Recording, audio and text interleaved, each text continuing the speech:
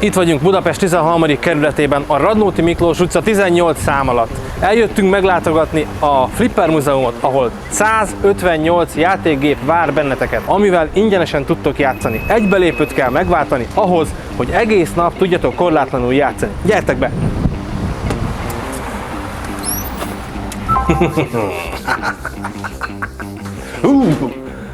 Ki ez az ijesztő csávó? Figyeld már! Darth Maul az epizód 1-ből. Gyertek, nézzétek meg, amit ma csinálunk itt nektek. Bemutatjuk az árkád játékokat. Lakátok! Ilyen van a Retrozeumban is, srácok. Hát gyertek be hozzám is!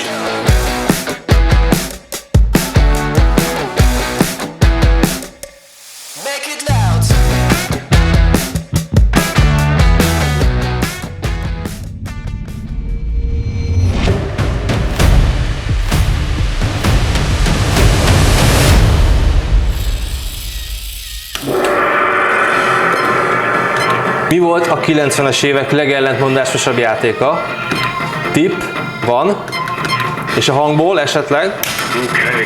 Melyik az a játék, ahol brutális, embertelen kivégzéseket lehet végrehajtani? És melyik az a játék, ami miatt az Egyesült Államokban 1993-ban bevezették a videójáték osztályozási rendszert? Na, tipp? Hát igen, ez a Mortal Kombat a Midway-től.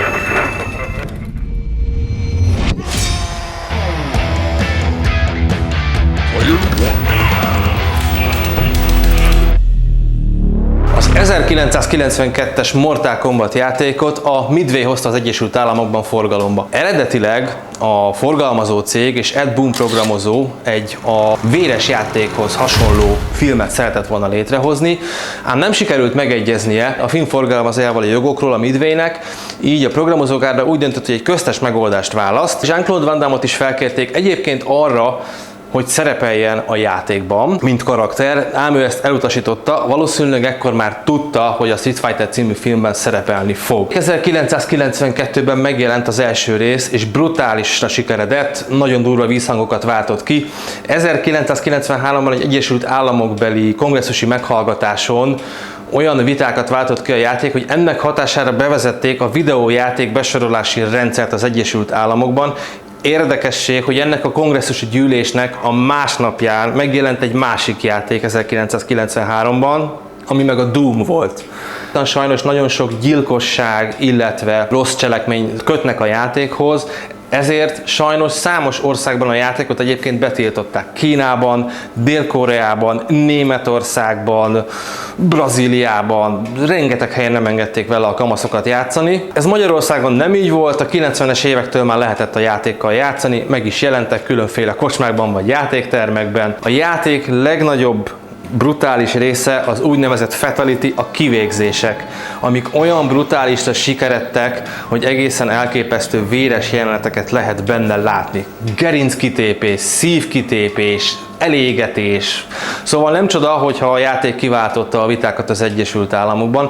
Ennek ellenére, vagy épp ezért, de a mai napig az egyik legsikeresebb franchise játékok történetében. A Mortal Kombatból megjelent két egész estés hollywoodi filmprodukció is 1995-ben és 97-ben. A filmek egyébként nem futottak be nagy siker, de a rajongók nagyon szerették.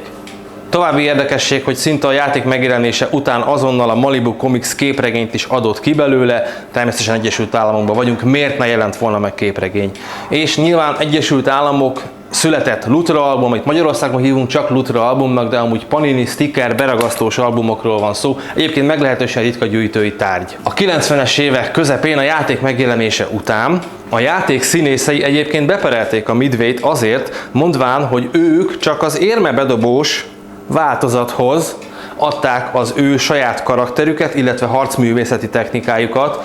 Több színész is beperelte a második rész után egyébként a játék készítőit, és mind elvesztették a pereket, nyilván ez nem volt teljesen reális, de azért megpróbálták, hát ha tudnak ebből egy kis pénzt szerezni. Ami még érdekesség, hogy a Mortal Kombatból színpadi show is készült az Egyesült Államokban, a Mortal Kombat Live Tour címmel. A Live Tour egy színpadi előadás lézershow-val, színészekkel, ahol különböző harcművészeti technikákat mutattak be, és felöltöztették magukat a különféle Mortal Kombatban látható ruhákba. A Mortal Kombat második részének a lezárását a kritikák miatt átalakították, illetve kibővítették egész pontosan, ugyanis az történt, hogy a fatality kivégzéseket olyan brutálisnak tartották, hogy valamit szeretett volna a kiadó azért, hogy ezen javítson.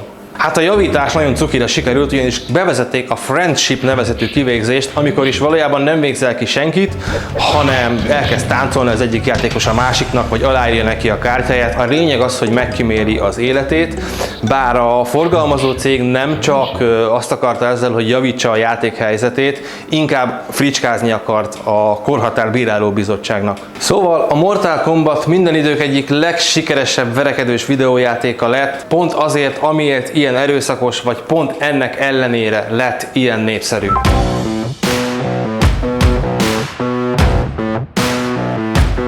...1991 Street Fighter 2, a verekedős árkádjátékok atya. Ennek a játéknak volt egy első része, és 1987-ben, ugye ez egy Japánban kiadott játék volt, igazából egy közepes sikert ért el Japánban, nem tudott túlságosan befutni, de a programozók és az alkotó csapat láttak a játékban valamit. A második részhez összeszedtek egy 40-45 fős csapatot, és egyébként 2 évig fejlesztették, mai értékén $5,5 millió, ez már egy igen komoly büdzsé. Meg is tette a hatását, mert a játék brutálisan sikeres lett a világ minden táján. 2017-ig 15 millió szoftveregységet adtak el ebből a játékból, ami $10 milliárd bevételt jelentett a cégnek. Minden idők egyik legsikeresebb videójátéka lett. A mai napig játsszák és játszanak vele, bajnokságokat rendeznek. Az e-sport bajnokságok egyik ősének is tekinthető ez a játék. 1994-ben film is jelent meg belőle, Jean-Claude Van Damme főszereplésével, Kylie Minogue is szerepel a filmben. A kritikusok szerint kevésbé volt sikeres a film, a rajongók nagyon szerették, nyilvánvalóan képregény is jelent meg belőle, meg hát gyűjthető kártyák is az Egyesült Államokban, mert miért is ne jelent volna meg. A Street Fighter 2 gyakorlatilag popkulturális jelenségé vált, a mai napig szinte mindenki ismeri a játékot, mindenki játszott vele. Az Egyesült Államokban a játék megjelenése utáni évben 25 millió ember már a becslések szerint játszott a géppel. Amúgy az 1994-es filmhez van egy érdekességem, méghozzá az, hogy a film zenei albumán akkor először a világban szinte csak rapzenéket tartalmazó album jelent meg. Személyes sztori is van hozzá. 1994 Katica Presszó, ugye jó a neve is. Kati néni volt a Presszó és a kocsma tulajdonosa, ahol az egyik gyerekkori barátommal rendszeresen bejártunk és dobáltuk be a 20 forintosokat mind a Street Fighter 2-be, mind a Mortal Kombatba. De menjünk át végre egy olyan játékhoz, amit egy kicsit több csajszi lányzó is játszhatott, mint a Mortal Kombat 1-et, 2-t vagy a Street Fighter-t. Nézzük meg!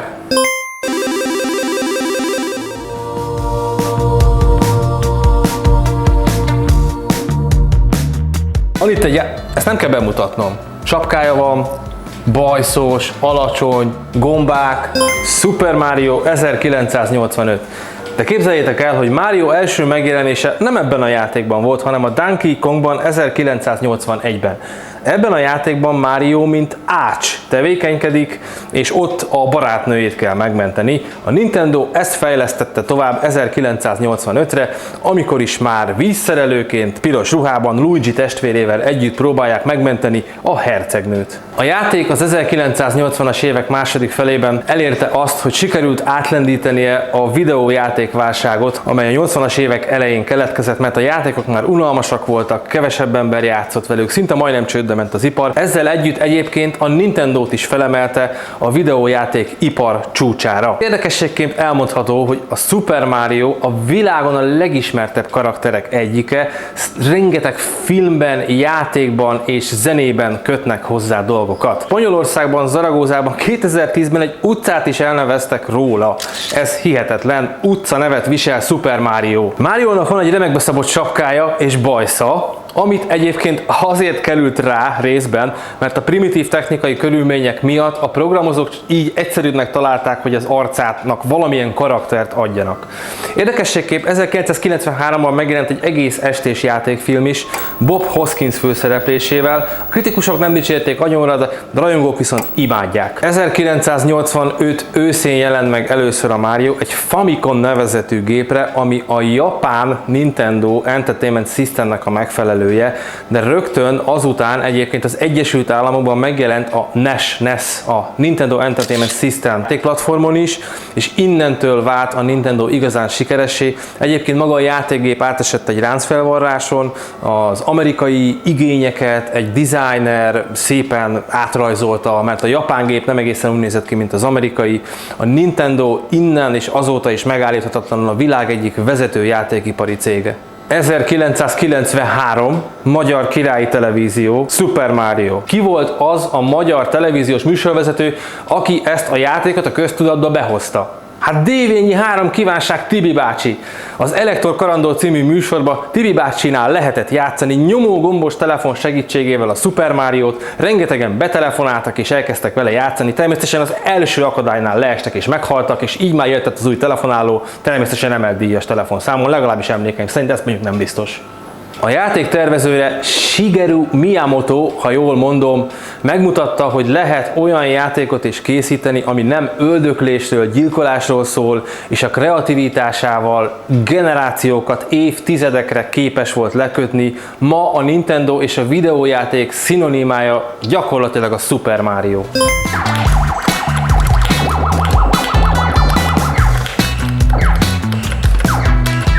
1978-ban Tomohiro Nishikado elhozza a videójáték őrületet nekünk a világba, megcsinálja a Space Invaders nevezetű játékot.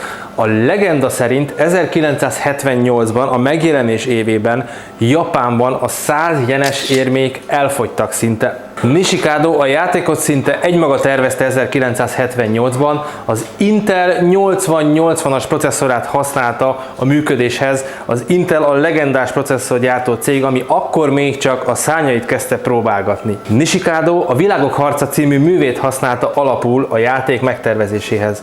A Világok harcában a Földet maslakok támadják meg, részben ez adta az ihletet, illetve részben az akkor már megjelent Csillagok háborúja, tehát az űrbéri jelenlét a Csillagok háborújából adódik, és a földön kívüliek pedig a Világok harca című H.G. Wells könyvből. H.G. Wells ezt a könyvet 1938-ban írta meg. Ebben az évben ezt rádió műsorra tűzték, és állítólag az Egyesült Államokban olyan szinten elhitték a híradás jellegét a műsornak, kisebb pánik tört ki, mert az emberek valóban elhitték, hogy az országot marslakók szállják meg. Utólag kiderült, hogy ez csak egy kicsit fel volt nagyítva, de azért elég jó legenda született belőle. Csak 1978-ban állítólag körülbelül 600 millió dolláros bevételt termelt a játék. Amit még érdemes tudni róla, hogy ez volt az a játék, ami számos videójáték alkotót, illetve számítástechnikával, elektronikával foglalkozó mérnököt, embert ihletett arra, hogy a későbbiekben komolyan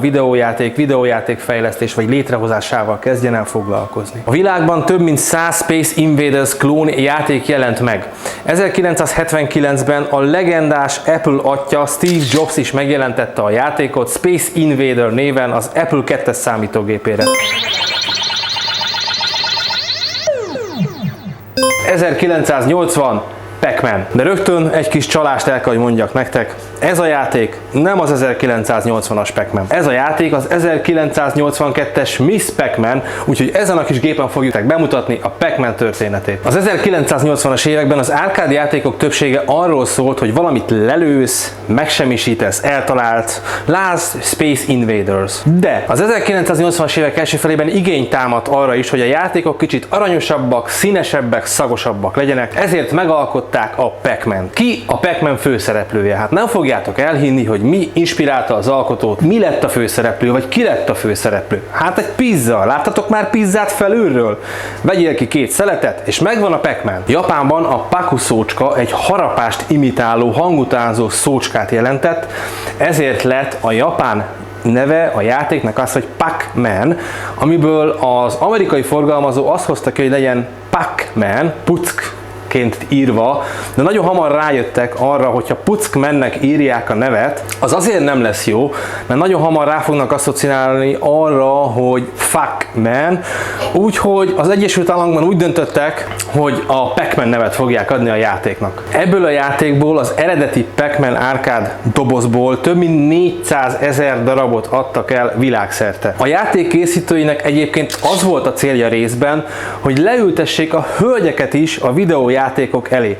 Ez sikerült is, színes, szagos játékmenet, vidámság, lelkesedés és pizza, és hát enni mindenki szeret. A becslések szerint ebbe a gépbe, az eredeti típusba 3 milliárd dollárnyi élmét dobtak be. Ugye mondanom se kell, hogy ez mekkora pénz, főleg ha elképzeljük ezt a fémmennyiséget. Az eredeti játék érdekessége, hogy a 255. szint után a játék egy programozási hiba miatt szétesik. Ezért a 256. pályán igazából a pálya egyik felén csak kódhibákat látunk, szakzsargonban integer overflow-nak hívják ezt. Tehát nem tudták a programozók megoldani, hogy a 256. pálya is belekerüljön az adott tárterületbe, ezért túlcsordulás történik. Na, ez nagyon technikai volt, ezt hagyjuk. A lényeg az, hogy elrontották a játékot. Rengeteg játékos célja volt egyébként, hogy a 255. szintig eljussanak, és ezt minél gyorsabban, ezt a játéktípust speedrunnak hívják. Egy amerikai játékos, Billy Mitchell 3 óra 20 perc alatt tudta teljesíteni azt, hogy a pályákon hibátlanul végigment. Megevett minden megehető pöttyöt, minden szellemet, energizálót, és így 3 óra 20 perc környékén döntött meg a világrekordot. Ez a világrekord döntés egyébként 1999-ben történt, tehát a játék 19. évéig tartott, hogy valaki ezt a rekordot megdöntse. 2020-ig 7 másik játékos érte el ezt a világcsúcsot. 1982-ben a Pac-Man után kiadták a Miss Pac-Man-t, amit a hölgyek még jobban szerettek, ugyanis egy hölgynek ábrázolt Pac-Man a játék főszereplője. És ha már Pac-Man, számos játékkészítőt inspirált vagy motivált arra, hogy hálát adjon a játéknak. Így John Romero, aki a legendás Wolfenstein-t és Doom-ot alkotta meg PC-re, a Wolfenstein 3D-ba elrejtett egy Pac-Man pályát is tisztelegve a játék előtt. Egyébként 2013-ban megjelent az Egyesült Államokban egy Pac-Man sorozat is, majd 2015-ben a Pixel című Adam Sandler filmben pedig főszerepet kapott, egyébként több más videójáték főszereplővel együtt, érdemes megnézni, ha nem láttátok. Pac-Man az arcade játékok szinonimája, a világ legismertebb videójátéka.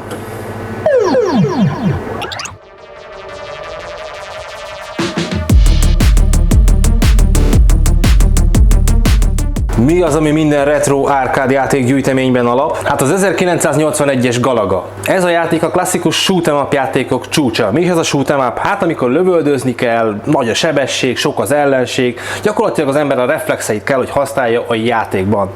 A kritikusok később egyébként ezt a játékot is nagyon elismerték, és az addiktivitását egészen magasra tették. 1987-ig ez a játék számos toplista élén megtalálható volt. A játék számos hollywoodi produkcióban is szerepet kapott, többek között az 1984-es háborús játékokban, ahol Matthew Broderick tolja ezt a játékot, majd 2012-ben a Bosszúállókban is van egy cameója. Az a pasi galagázik.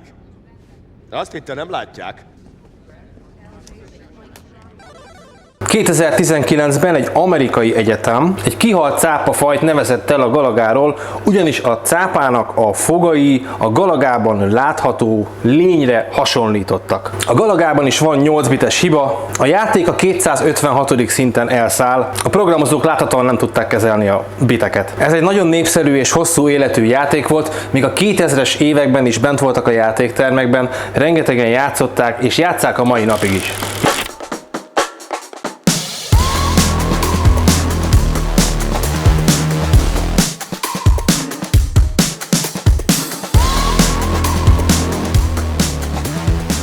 Továbbra is itt vagyunk a Flipper Múzeumban, Budapest legnagyobb játék és flipper kiállításán. Most hátra megyünk, megmutatjuk nektek az arcade gépek csúcsait. A Terminator 2-t, az X-Men-t, a Froggert és a Star Wars-t.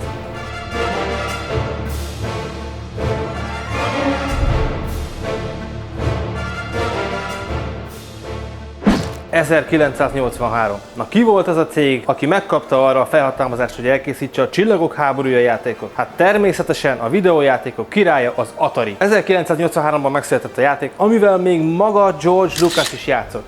A játék rengeteg újítást tartalmazott, technikailag 3D vektorgrafikus ábrázolást láthatunk, így repkedhetünk, és meg kell semmisítenünk a halálcsillagot, Darth Vader ellen kell harcolnunk, természetesen Luke Skywalker bőjébe kell bújnunk. A játékban először használtak digitalizált hangmintákat, ezeket James Earl Jones, Mark Hamill, Harrison Ford és Alec Guinness hangját vették föl, ezeket lehet hallani a játékban is. Elég illusztris társaságba kerültem egyébként, nem? És ha már Star Wars, akkor itt láthatjátok az 1997-es Birodalom visszavág újrajátszásának eredeti olasz plakátját.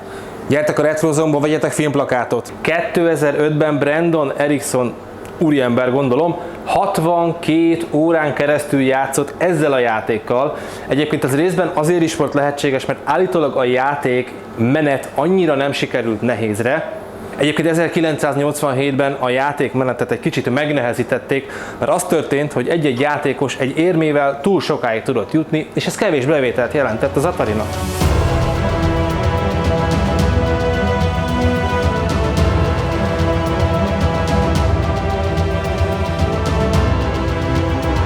...1989-ben az X-Men Pride című epizódból vették a karaktereket ahhoz, hogy 1992-ben megépítsék ezt az óriási X-Men játékgépet. 6 ember tud egyszerre játszani vele, képzeljétek el, zseniális grafikája van. Az X-Men univerzum 1992-ben még nem olyan nagy, mint manapság. Az ősei az X-Men univerzumnak Jack Kirby és Stan Lee, akik 1963-ban alkották meg az első amerikai képregényt.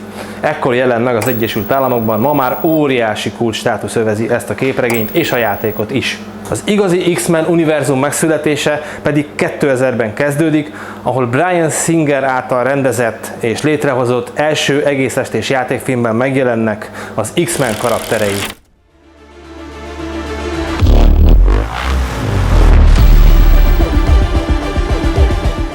I'll be back! Na ez mibe volt? Itt vagyunk a Terminátor 2-nél.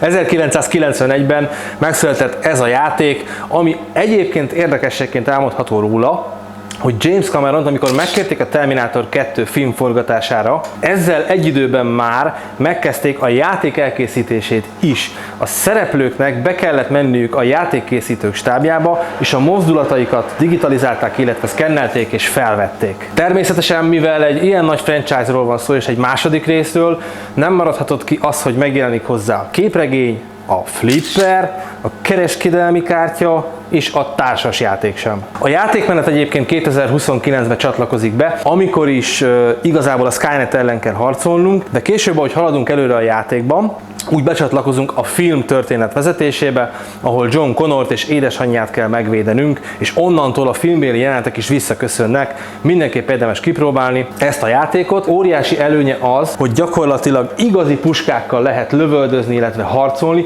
amik egyébként vissza is rúgnak, ahogy nyomkodod őket. Kifejezetten élvezetes. Apró megjegyzés, hogy az eredeti első kiadás két puskája kék és piros színű.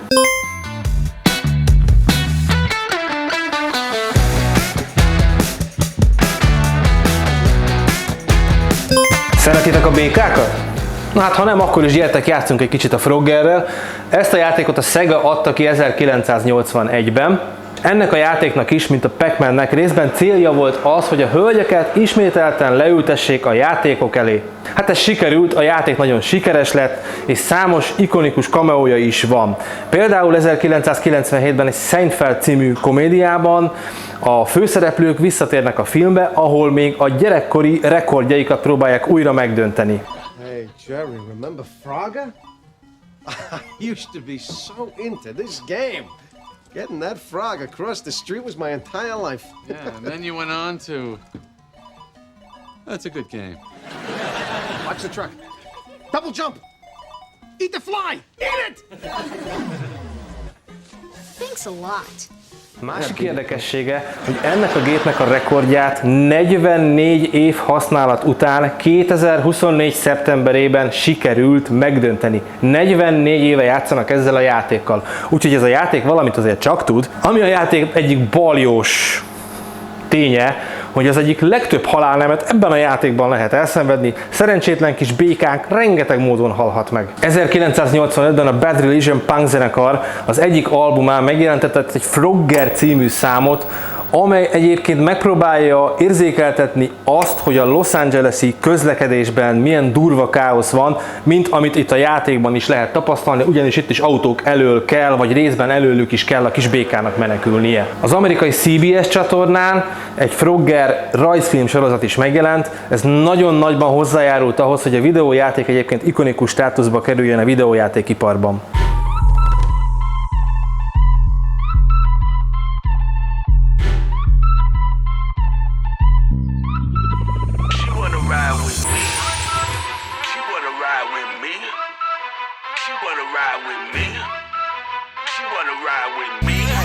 Cause you know I get down, baby. She wanna ride with me. She wanna ride with me. 1986 Sega. Az alkotók szerettek volna egy olyan autós játékot létrehozni, amiben csak az élmény, a száguldás, a napsütés, a játék adja a főszerepet. Sikerült is megvalósítaniuk, de ennek azért van egy kis előtörténete is. Az alkotóknak Európába kellett menni, inspirálódni azért, hogy megtalálják a megfelelő autót, és ez 1986-ban Monacóban történt meg, ahol is egy Ferrari Testarossát láttak az alkotók. Annyira megtetszett nekik az autó, hogy ezután ezt az autót tették a játék alapkövévé. Igazából Monacóban ez az autó sem lehetett túl gyakori abban az időben, körülbelül Rod Stewart és Elton John ülhetett benne. Na mindegy, lényegében ez inspirálta azt, hogy a Sega létrehozza a száguldást, az Outrun című játékot. A konzol egyébként kifejezetten látványos, többfajta típusban létezik. Ez, amit itt látunk, egy leegyszerűsített változat, de 1986-ban az, hogy kormány van, váltó van, gáz és fékpedál, ez egész egyszerűen hihetetlen. Egyébként a Ferrari Testarossa egy igazán kultikus autó, és maga az autó is számos művész vagy alkotót inspirált arra, hogy készítsen alkotásokat. Na vajon szerintetek mit? Hát természetesen a Miami Vice című sorozatot, ahol Crockett és Stubbs nyomozó együtt üldözik egy fehér Ferrari Testarossában a bűnt. Az 1980-as évek egyik legdrágább konzolja volt egyébként ez a játék, főleg az a változata, ahol maga az autó is látszik. Ennek ellenére 20 000 darabot sikerült belőle eladniuk. Egyébként a játékzene, a Magical Sound Shower bakelit lemezen is megjelent, és hogyha az ember csak elkezdi a zenét önmagába hallgatni, már az átadja a száguldásnak az élményét. Érdekesség, hogy 2025-ben a Universal Studios Michael Bay rendezésében egy élőszereplős filmet akar a játék alapjaira készíteni. Szóval, hogyha szintű évet akarsz, száguldást, sebességet, akkor mindenképp próbáld ki a 86-os Outrunt. Igazából ma is minden árkád játékgyűjtemény alapját képezi egy ilyen masina. És ha már Sega, 1986 után 1994-ben megjelent a már igazi 3D-t tartalmazó Sega Rally Championship. Ez talán minden idők egyik legprofibb autóversenyzős játéka. Képzeljétek el, hogy olyan konzolon is megjelent, olyan mármint hogy dobozban, ahol 4 játékos egyszerre tud játszani, és mindenki ül egymás mellett a kocsiban. Ebben a játékban már valóban szimulálni próbálták azt, hogy hogyan viselkedik egy rally autó. Amikor kavicson mész, akkor a kormány és az egész autó viselkedése is úgy történik, mintha valóban a kocsi csúszna. Itt is meghagyták a kormányt, a váltót és a pedálokat, viszont itt olyan ikonikus sportautókat tettek a képernyőre, amik a mai napig versenyautó legendának számítanak. 3 legendás versenyautó típust is felsoroltat a Sega Rally Championship. Az első a Toyota Celica GT4, a másik a Lancia Delta HF Integrale, a harmadik pedig a Lancia Stratos HF. Ezek legendás versenyautók a mai napig egyébként.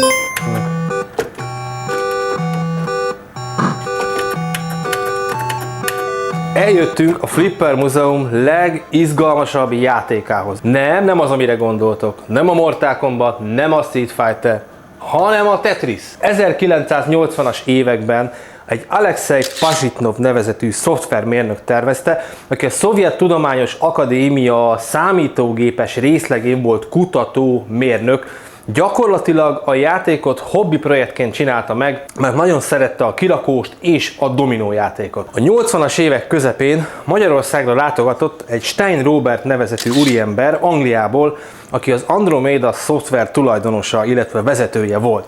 Ez azért érdekes, mert Stein Robert egy 1956-os magyar menekült, letelepedett Angliában, új életet kezdett, majd szoftverekkel kezdett el foglalkozni, és a magyar kapcsolatai révén egészen könnyedén be tudott jutni a magyar magyar Stakiba. Itt látta meg egy sarokban a játékot eldugva, nem is akartak foglalkozni vele, de ő addig erősködött, amíg valakitől csak-csak sikerült elkérnie annak az alkotónak a nevét, aki ezt a játékot létrehozta. Itt kezdődik a történet szövevényessége és izgalmassága, ugyanis Stein Robert nagyon hamar kirepült Moszkvába azért, hogy megkeresse az alkotót.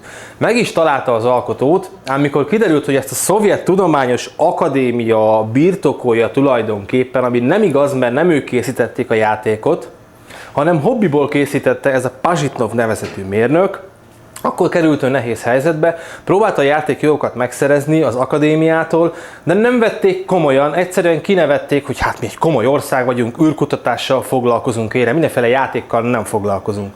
Stein Robert, egy ravasz üzletember, ekkor egy fax üzenetben kért hozzájárulást Pazsitnovtól ahhoz, hogy a játékot forgalomba hozhassa. Eközben a 80-as évek vége felé egyébként a játék mind Moszkvában, mind Magyarországon floppy lemezeken kezdett el utat törni. És a szövevényesség itt kezd igazán izgalmassá válni. Kiderült, hogy Stein Robertet mégiscsak komolyan vették, ugyanis mégiscsak sikerült neki leszerződnie a Szovjet Számítástechnikai Központtal, azt hiszem, hogy Elorg volt a neve, de ez most nem olyan fontos. És a szerződésnek a lényeges pontja volt, hogy a Tetriszt csak személyi számítógépen engedték forgalmazni. Stein Robert hazavitte magával a szerződését, és elkezdték a személyi számítógépre való forgalmazást előkészíteni. De közben más nyugati cégek pedig párhuzamosan utat találtak szintén a fejlesztőkhöz, ők viszont elkezdték a játék forgalmazásának a jogait nem csak személyi számítógépre, hanem konzolokra és árkádjátékokra is megigényelni vagy megkötni. És végül a játék 1989-ben jelent meg nem személyi számítógépekre. Pazsitnov egyébként ezt a játékot egy Elektronika 60 nevezetű szovjet személyi számítógépre alkotta meg. 1991-ben Pazsitnov kitelepült az Egyesült Államokba, miután odáig semmilyen módon nem részesült a játék bevételeiből, pedig már világsiker volt, ezért úgy döntött, hogy most már szeretne részesülni a bevételekből is.